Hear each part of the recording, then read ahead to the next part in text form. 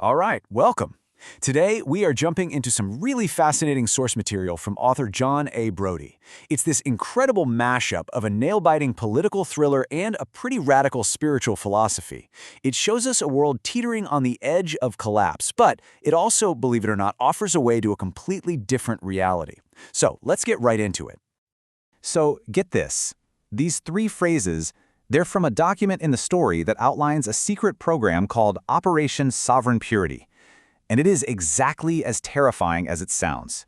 It's basically a blueprint for a modern-day ethnic cleansing happening in America. Agents just show up, no warrants, no identification, and people are taken. And then, they just vanish. It's a vision of a world where justice has been completely dismantled. And here's the core warning, right? The story makes it super clear this isn't just about one specific group being targeted. No, this is a threat to the entire foundation of the Republic. It's about that one tipping point where the democratic ideals we kind of take for granted just crumble. So let's just sit with this dystopian world for a second. The sources lay out this speculative, step-by-step scenario where the very systems we all depend on start to unravel, one after another. According to the narrative, it all starts when the Justice Department is no longer about justice, but about settling personal scores. From there, free speech gets choked out, with so-called campus radicals being arrested.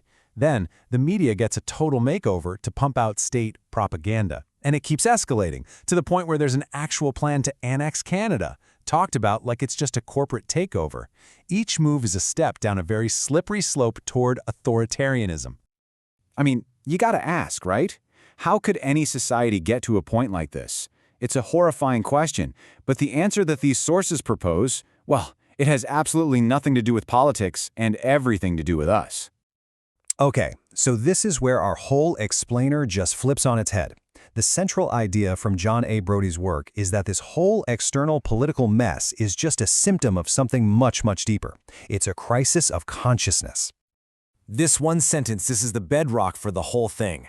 The idea is that we aren't just passive spectators watching the movie of life. We're actually the writers, the directors, the creators, constantly shaping the world around us with every thought and every belief. So what's the engine driving this creative power? It's described as the law of attraction. You can think of it like this. Your thoughts are constantly sending out these vibrations, and the universe just reflects back experiences that match that frequency. Now, what's really interesting is that the sources connect this spiritual concept to science. They point to quantum physics, which suggests that the simple act of observing something can literally change it at a subatomic level. The takeaway? Our consciousness isn't separate from the world, it's actively creating it. So, if we are the creators, how do we get good at it?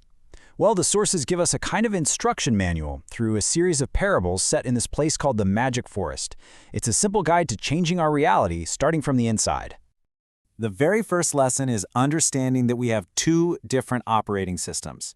You've got the ego, whose number one job is just to keep you safe.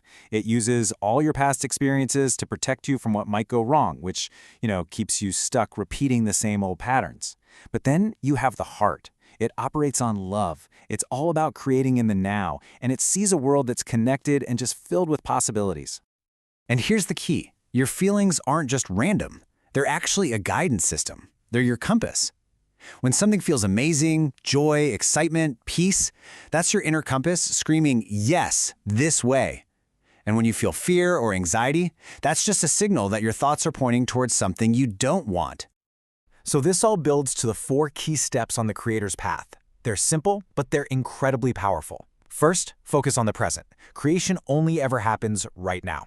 Second, practice gratitude. This is a total game changer because it shifts your focus from problems to solutions. Third, you know this one. Joseph Campbell said it best. Follow your bliss. That feeling of joy, that's your North Star. And finally, live from a place of love, which the sources called the most powerful creative force in the entire universe.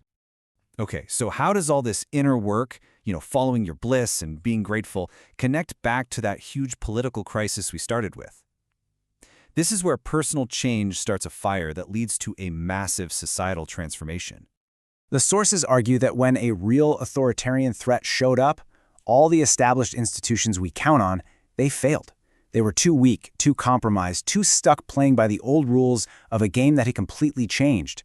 And that left the people needing to find a brand new way forward. And out of that failure, something called the Human Renaissance Movement, or HRM, begins to rise. Now, this is crucial. It is not another political party. It's a grassroots awakening, a spiritual and intellectual shift. It's what happens when everyone starts applying those creative principles.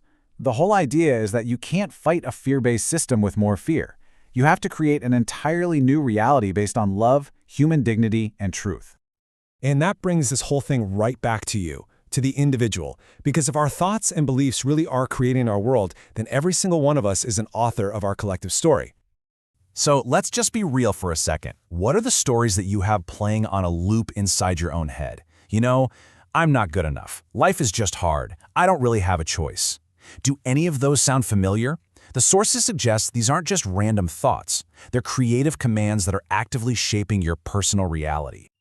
You know, the source material highlights this quote from Einstein, and it just hits the nail on the head. You can't solve a problem with the same thinking that created it. Any change on the outside has to start with a shift on the inside. And this right here, this is the ultimate empowerment. You can't go back and change the beginning, but you can start where you are and change the ending. The past is done. It doesn't have to define you or our future. The only point of power you ever have is right now. You can always choose a new thought, a new belief, and start writing a brand new ending. So we'll end on this thought. These sources present a really stark choice, a world built from fear or a world created from love. If the future really is an unwritten story and you're the one holding the pen, what will you create?